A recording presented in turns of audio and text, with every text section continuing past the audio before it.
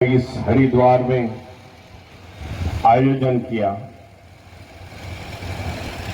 धम्म क्रांति आगे बढ़ाने का काम किया। मैं इसके लिए उनको अब बधाई देना चाहता हूं। मैं आप सभी को बधाई देना चाहता हूं।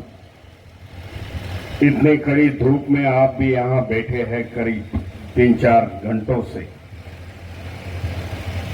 सचमुच बाबा साहब के और धम्म के अनुयायी हो, इसी कारण आज इतनी कड़ी धूप में आप बैठे हुए हो कि बाबा साहब के विचार, बाबा साहब की क्रांति, भगवान गौतम बुद्ध का धम्म हमें लेके जाना है।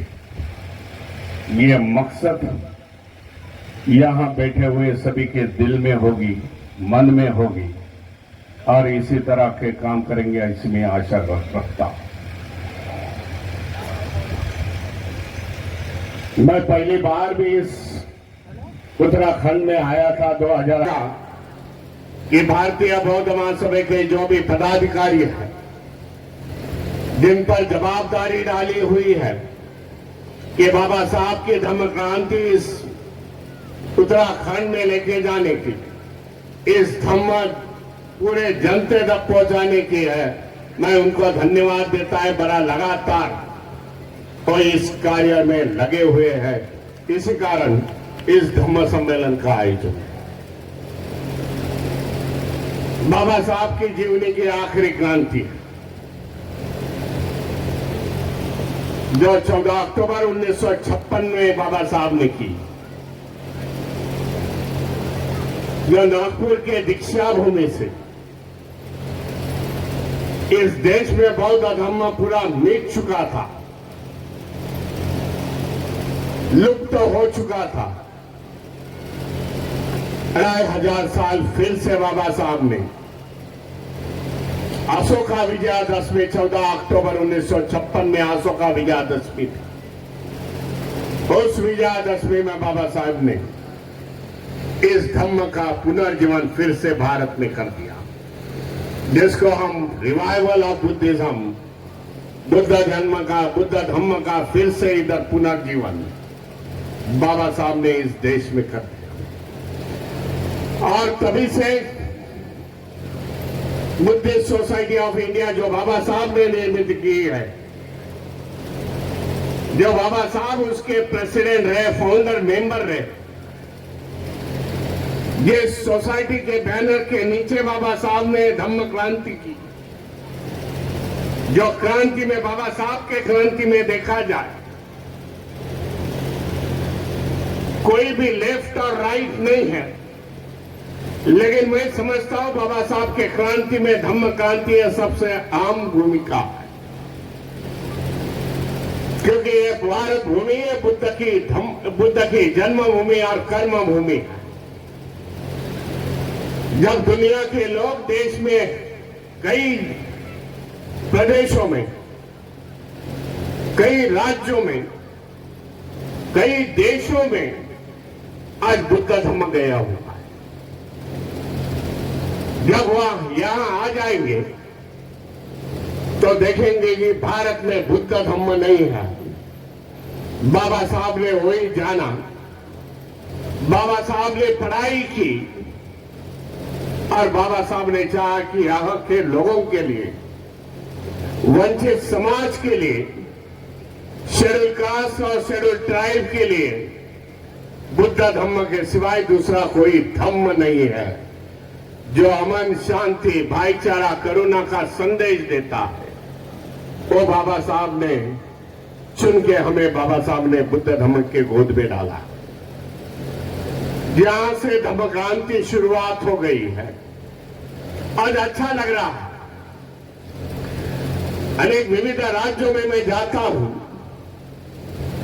तब देखता हूं कि 22 राज्यों में तो बुद्धिस्ट सोसाइटी ऑफ इंडिया ये कार्यरत है। इसी प्रकार के हम लोग अधिवेशन लेते हैं, शिविरों का आयोजन करते हैं, महिलाओं को पढ़ाते हैं, सामनेर बनाते हैं, बच्चों को सामनेर बनाते हैं। इस प्रकार के बुद्ध धम्म की अच्छाई या बुद्ध धम्म के विचार, बुद्ध धम्म क्या है वो बताने की हम लोग कोशिश करते हैं। जिस प्रकार के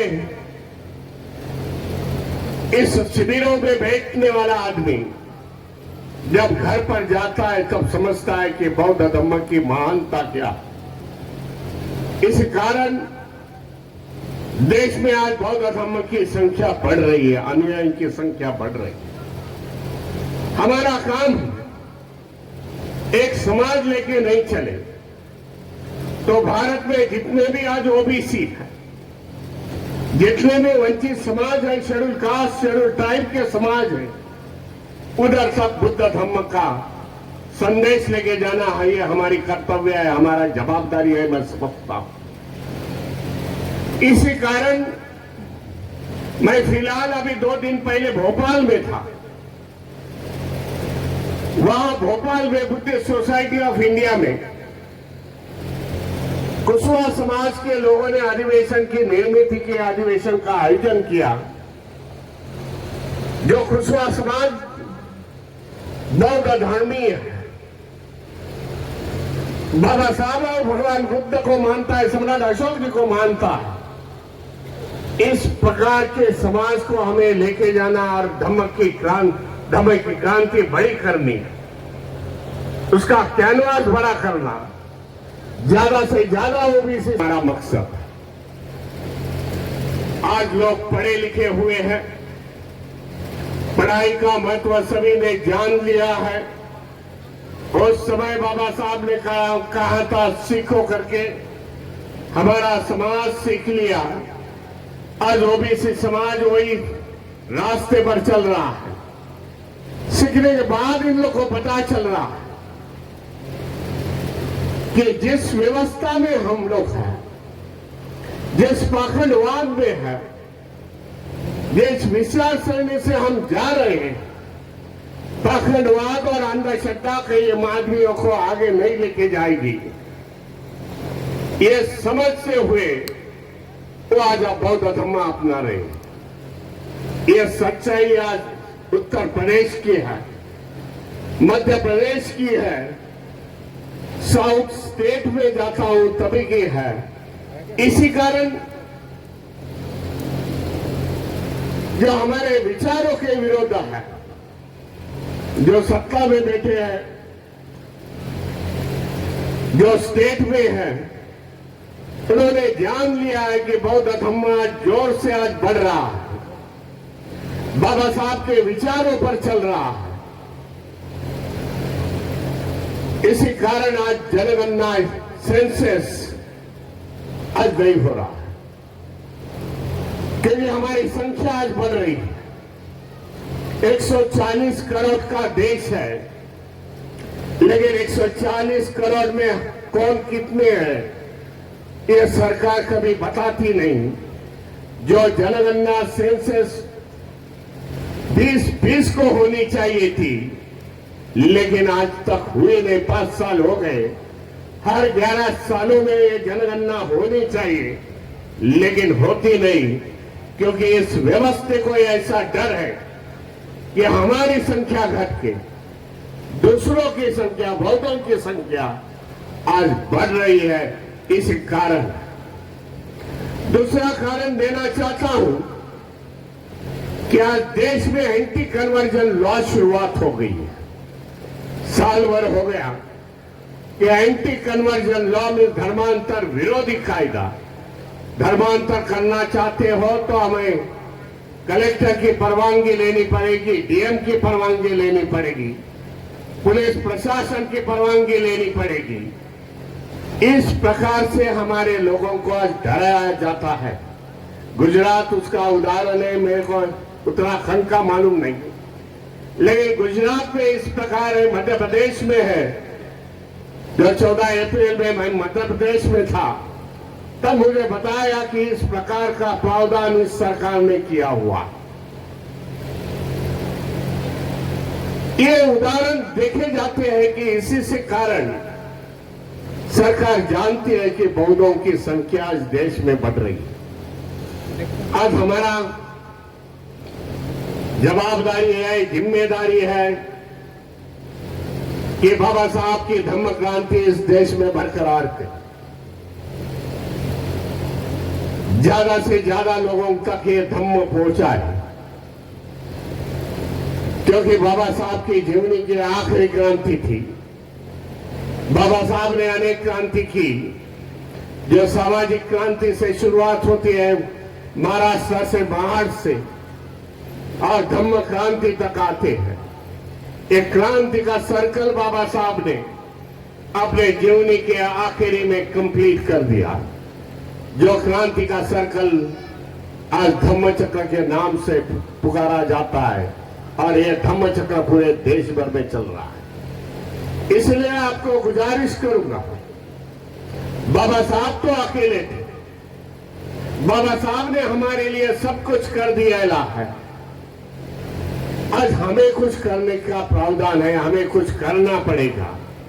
बाबा साहब अकेले थे, आज हम लोग करोड़ों के हैं। बाबा साहब के क्रांति के साथ साथ हमारी शिक्षा बढ़ गई, हमारे को सरकारी नौकरियां लग गई, हमारे को सरकारी कंपनियों में बड़े अधिकारी हम बन गए। अच्छी नौकरी के साथ साथ हमारे पास उन्नति का साधन मिल गया, हमारे बंगले आ गए, गाड़ियां आ गई। हमें कुछ देना पड़ेगा, ये सोचने की जरूरत है। इसी कारण जो भी आपने जम रहा है, जो भी दे सकते हो समाज के लिए देने की कोशिश करने की जरूरत है, मैं समझता हूं। क्योंकि आज ये बाबा साहब की क्रांति, बाबा साहब का समाज को दबाने की आज कोशिश चल रही है। जो बाबा साहब ने उस जमाने में बताया था, जब क्रांति होती है तो प्रतिक्रांति की शुरुआत होती है।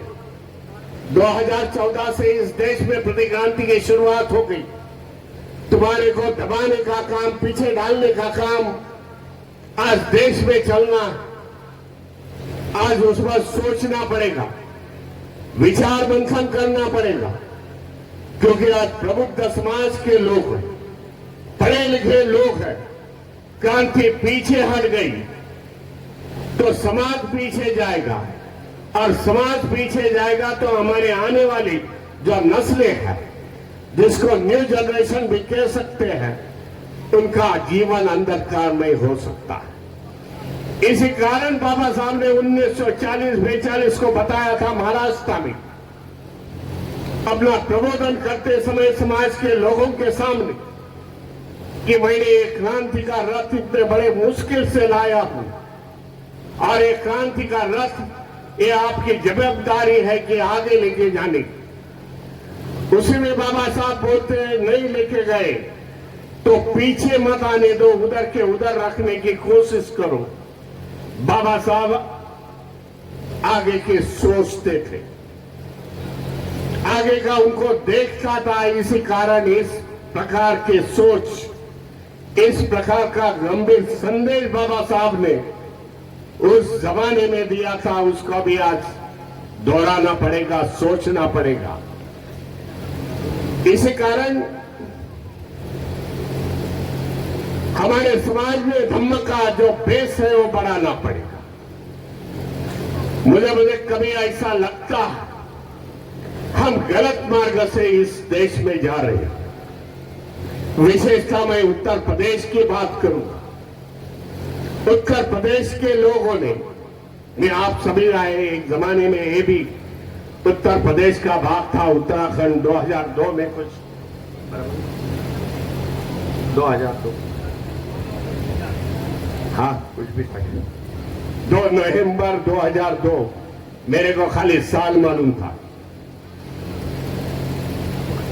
2002 में उत्तर प्रदेश से दूसरा स्टेट उत्तराखंड बन गया। उत्तर प्रदेश की मैं बात बताना चाहता हूं, जिन्होंने राजनीति को ज्यादा महत्व दिया, राजनीति में ज्यादा दिलचस्पी ली। राजनीति पर यहां के लोगों को मैंने पूछा, पहले राजनीति में ज्यादा बोलने वाले लोग मेरे को उत्तर प्रदेश में मिले, लखनऊ में मिले, कानपुर में मिले। धम्म की बात की जाए तो धम्म की बात बाद में करेंगे भीमराव जी, हम लोग राजनीति की बात करेंगे। लेकिन दुर्भाग्यपूर्ण है, 4 बार सत्ता प्राप्त होने के बावजूद ज्यादा परिवर्तन नहीं हुआ।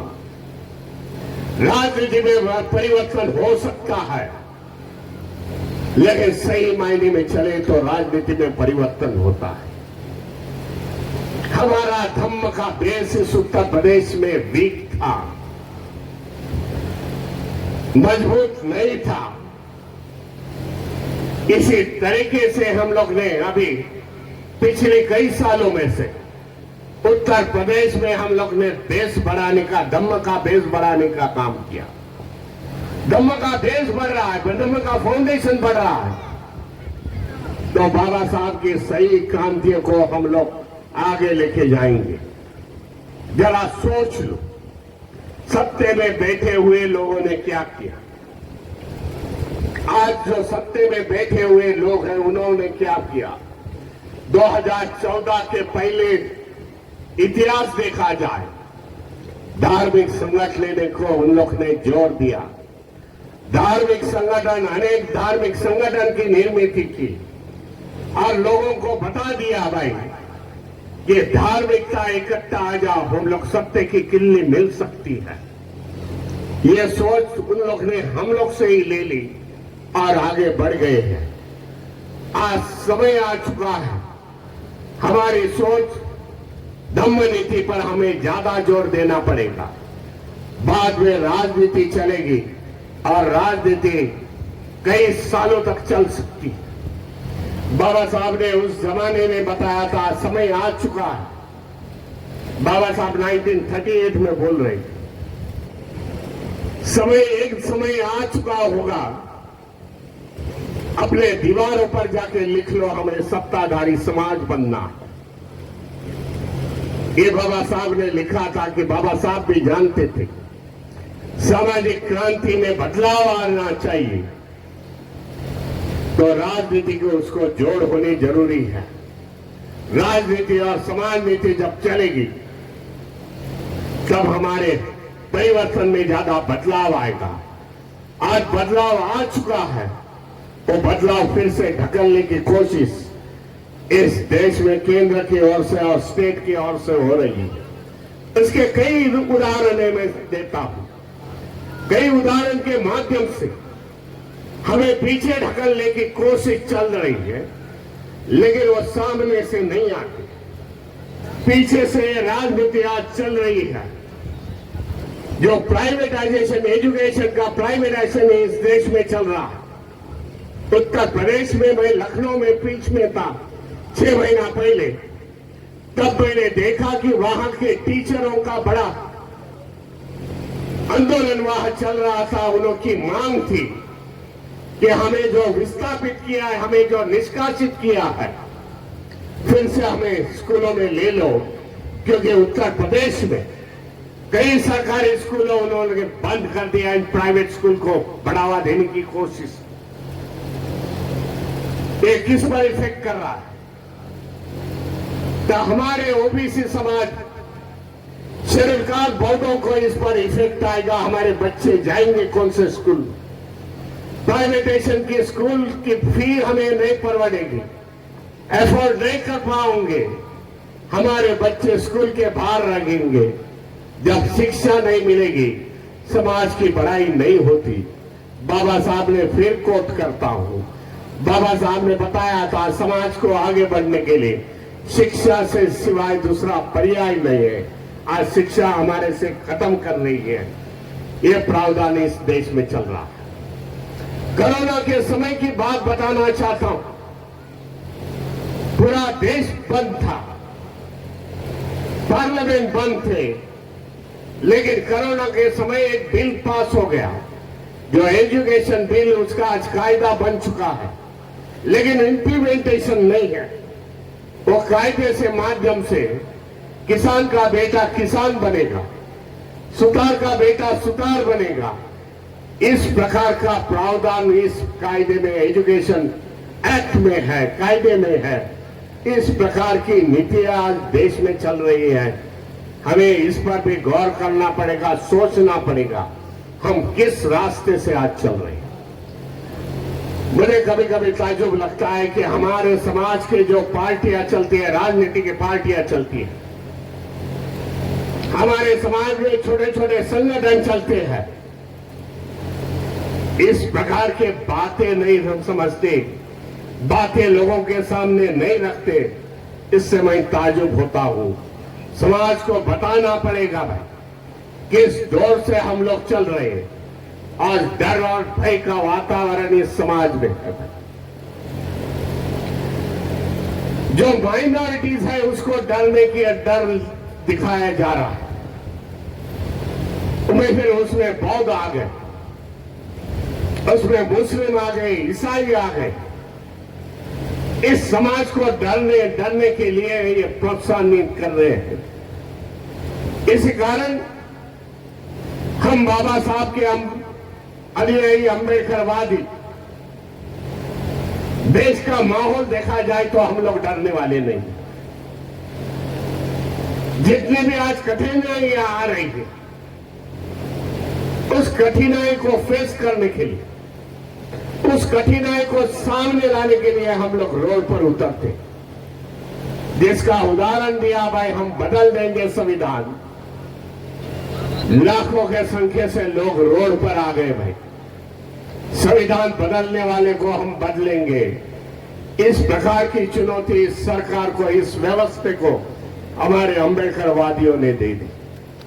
यहां उत्तर प्रदेश की नहीं, साउथ इंडिया में भी कई लाखों के जनसंख्या में लोग आ गए। बताया भाई संविधान के लिए हम मर मिटने के लिए तैयार रहे। सरकार डर गई और इंडिया गठबंधन को अच्छे तरीके से उनके मेंबर ऑफ पार्लियामेंट चुन के आए। यह हमारी जीत है। बाबा साहब ने कहा है भाई हर टप्पे टप्पे पर हमारे को संघर्ष का सामना करना पड़ा। उस समय बाबा साहब ने किया, आज हमें संघर्ष करना जरूरी है, देखना है। इस देश में जीना होगा तो संघर्ष सिवाय कोई भी चारा नहीं है, मैं समझता हूं। हालांकि मैं मां बोधि बुद्ध विहार के आंदोलन में शामिल हुआ था। आने वाले 12 बुद्ध पूर्णिमा में फिर से मैं मां बोधि बुद्ध विहार के आंदोलन में, वहां के शांति मार्च में जो लाखों के संख्या में वहां शामिल हो गए, 12 में बुद्ध पूर्णिमा के दिन सरकार को दिखाएंगे कि हम लोग संगठित, हम लोग तुम्हारी प्रॉपर्टी नहीं मांग रहे। भाई भगवान गौतम बुद्ध को जहां एनलाइटन मिला, संबोधि मिल गई, ज्ञान प्राप्ति मिल गई, उस भूमि पर सम्राट अशोक ने 2000 साल पहले मां बोधि बुद्ध विहार का निर्माण किया था। तो मां बोधि बुद्ध विहार हमारा, हम उसे मांग रहे हैं कि उसकी पूरी मैनेजमेंट हिंदुओं के लिए, हिंदुओं के हाथ से निकाल के बौद्धों के हाथों में दे दे, भंते जी के हाथों में दी। इतनी सादी सरल मांगनी है, सादी सरल डिमांड हमारी इस सरकार के साथ। आज 70-75 का दिन है, लेकिन सरकार हिलती नहीं, केंद्र की सरकार हिलती नहीं, स्टेट की सरकार हिलती नहीं। जो पीटी एक्ट है वो कैंसिल कर दो, ये हमारी मांग के लिए हमें बैठे हुए। इस देश में ज्यादा योगदान किसने दिया होगा? तो बौद्धों ने दिया होगा। सम्राट अशोक और उसके बाद में आए हुए राजों ने, जो 1200 साल उन्होंने राज्य किया इस देश में, उन्होंने देश के लिए क्या क्या दिया है, सभी योगदान बौद्ध राजों ने उस समय दिया। 84,000 बुद्ध विहार की निर्मित शिलालेख यहां निर्माण किए, अशोक स्तंभ का निर्माण किया। वो हमारे धरोहर है, हमारे पुरखों ने ये बनाए हुए हैं। आज बौद्ध समाज पूरा देश का जाग उठा है।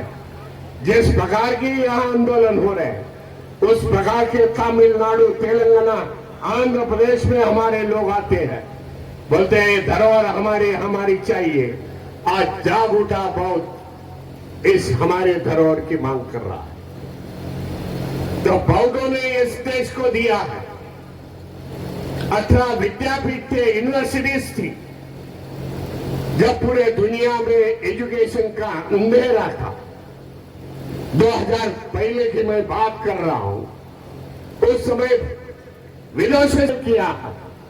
ताजमहल है, कुतुब मीनार है, लाल किला है, हमारी देन है, ये तीनों की देन है। जो हम माइनॉरिटीज में, जिन्होंने कुछ किया नहीं, जिन्होंने किस निर्माण नहीं किया, जिन्होंने अपने होम हवन अग्नि इसकी सेवा की, इसका यज्ञ किया, आज कहते हैं कि यह हमारा है। यह दुर्भाग्यपूर्ण बात है इस देश की। हमें न्याय नहीं मिल रहा है, हम न्याय मांग रहे हैं। जब मस्जिद खड़ी होती है तो मस्जिद के नीचे हमारा मंदिर है। इस प्रकार के न्यूज़पेपर में आती है, उससे दुख लगता है कि देश में क्या चल रहा है। इसी कारण ये हमारी धरोहर हमारे हाथों में चाहिए। इसी कारण आज देश में सब माहौल बेबदल हुए। इस भारतीय बौद्ध महासभा है, समता सैनिक दल है, राजनीतिक पार्टियां, उसको बल देना पड़ेगा। किसी को जिताने में, किसी को हराने में समाज की भलाई नहीं है, मैं बताना देता हूं। भाई खुद खड़े हो जाए। बाबा साहब को फिर से कोट करता हूं। बाबा साहब ने कहा था, तुम्हारी समस्या छुड़ाने के लिए कोई दूसरा नहीं आएगा, तुम्हारी समस्या छुड़ाने के लिए तुम्हें खड़ा रहना पड़ेगा और तुम्हें ये सब प्रश्न हल करने पड़ेंगे। आज समय आ चुका कि हमारे प्रश्न हमें छुड़ाने पड़ेंगे। हमारे इज्जत, हमें संविधान में जो जो बाबा साहब ने हमारे हक और अधिकार दिए वो साबुत रखने पड़ेंगे।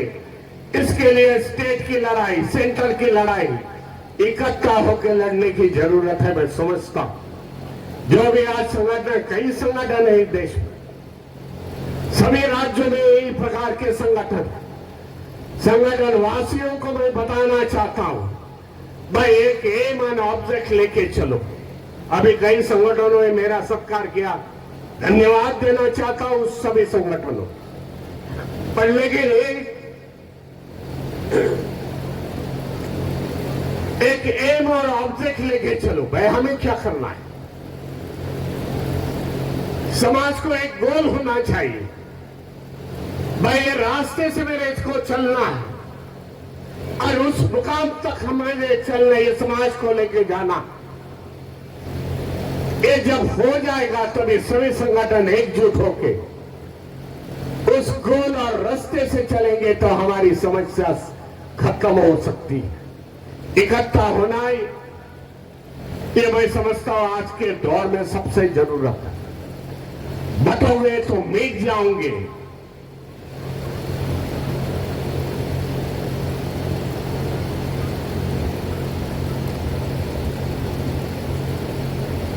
अनेक संगठन में रह गए तो मिट जाओगे,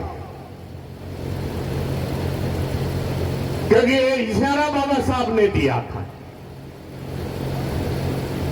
जानते हैं हम लोग माइनॉरिटीज में है, लेकिन माइनॉरिटीज तो कई धर्म है, मुस्लिम के है, क्रिश्चियन के है।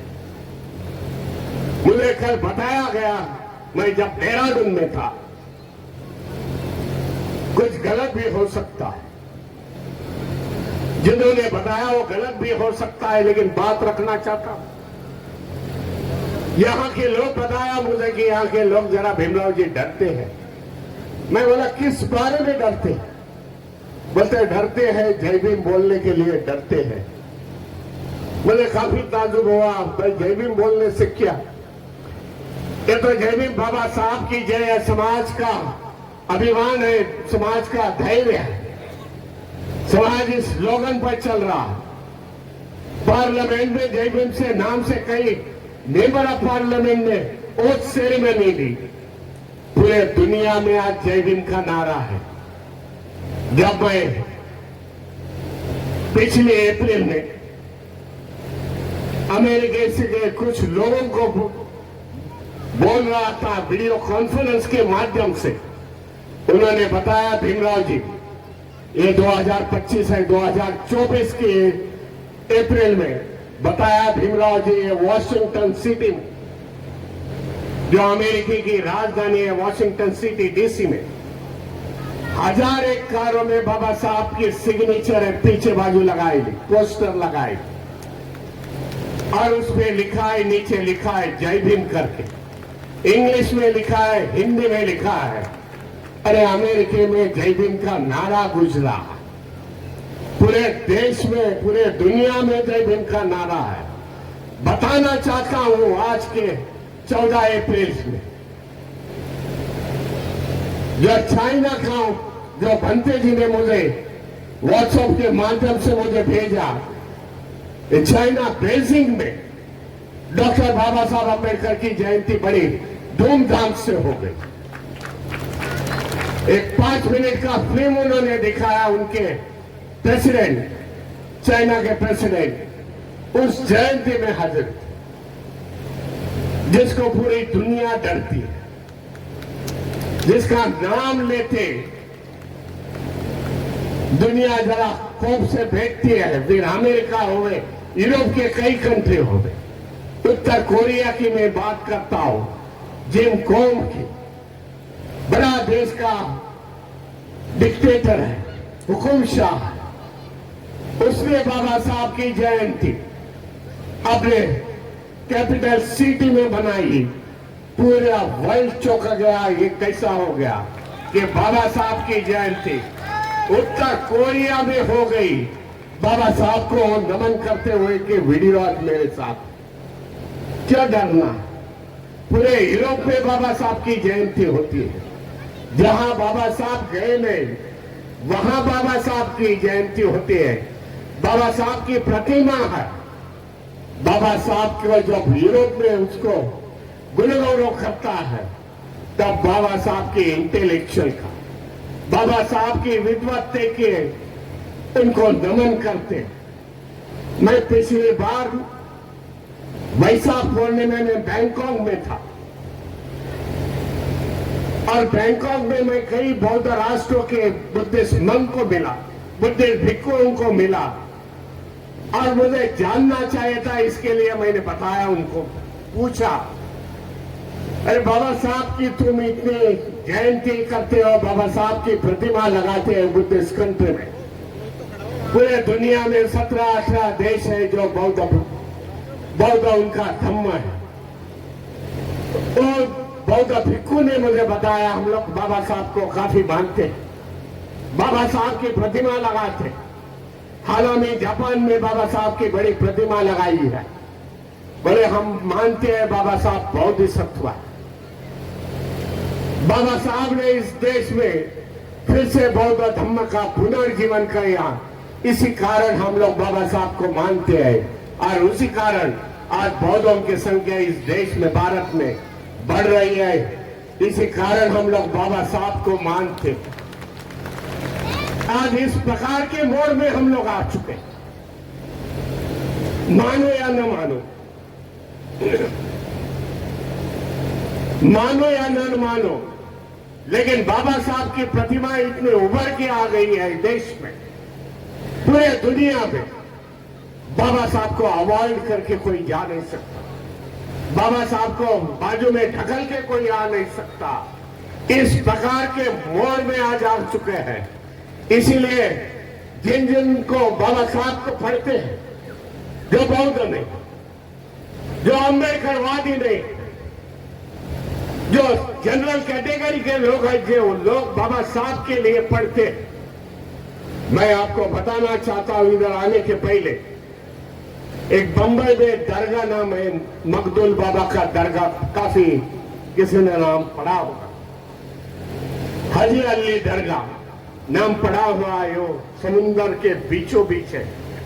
हाजी अली दरगाह, मखदूम बाबा का दरगाह जो माहिम में है। उन्होंने मुझे, वो ट्रस्टी ने मुझे बुलाया, भीमराव जी आप चीफ गेस्ट होंगे, अब अपनी वाणी से हमें जरा प्रबोधन कीजिए। बड़ा नॉवेल्टी का इश्यू था, नाविन्यपूर्ण था। उन्होंने कहा कि बाबा साहब ने हमारे लिए तो सब कुछ किया, माइनॉरिटी मुस्लिम समाज के लोग, बड़े बड़े इंडस्ट्रियलिस्ट थे, उन्होंने बोला बाबा साहब को अभिवादन करने के लिए इस दरगाह में जो इतना बड़ा पेंडाल डाला था, पढ़े लिखे लोग उन्होंने बुलाए, समाज के, सभी समाज के। मेरे साथ बौद्ध भिक्खु थे, मेरे साथ मुस्लिम के धर्मगुरु थे।